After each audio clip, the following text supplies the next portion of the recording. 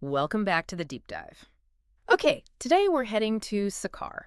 It's this city in northeastern Rajasthan, India, Mhm. part of that historic Shekhawati region. And what's really striking is how it sort of blends this really old heritage with some, well, pretty surprising modern stuff going on. Yeah, it's quite the mix. So, okay, let's unpack this. When you started digging into the sources on Sikar, what immediately stood out? What jumped out at you first? Well, for me, it was definitely the depth of the history. Sikar started as a princely state, Right. founded by the Shekhawat Rajputs. But the real cultural highlight, I think, and the sources really push this, it's the amazing fresco paintings. Ah, on the Havelis. Exactly. On the Havelis, on temples, too. They call them the painted Havelis, and they're Mm. famous for these super intricate frescoes, Okay. depicting all sorts of things, mythology, daily life, sometimes even like colonial scenes. It's like a visual history book. It really paints a picture, doesn't it? Yeah. It's easy to imagine Sikar just being about that art, that history. Mm-hmm. But here's where it gets really interesting. Because the sources show Sikar isn't just looking back at its art.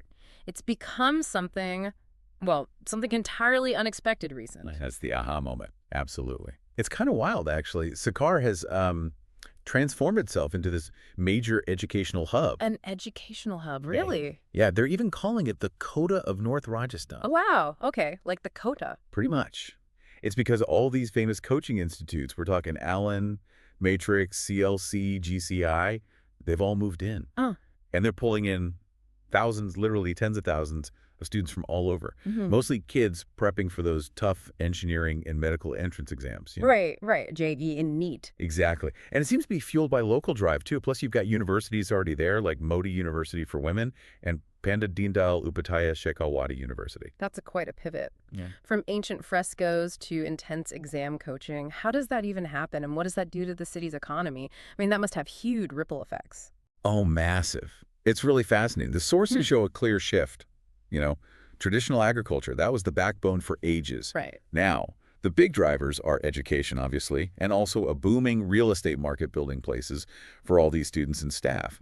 Plus, retail and services are growing fast alongside it. So the whole rhythm of the city changes. Completely, from fields to coaching centers and student hostels. It shows how fast an economy can just realign itself around something new.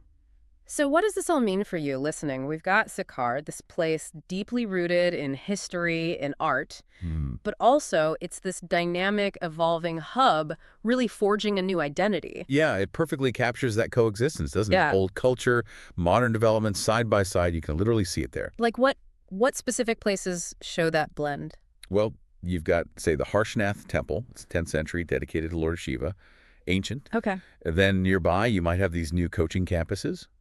And not too far off, maybe 45 kilometers, is the Khatu Shyamji Temple. Oh, that's a huge pilgrimage site, isn't it? Huge.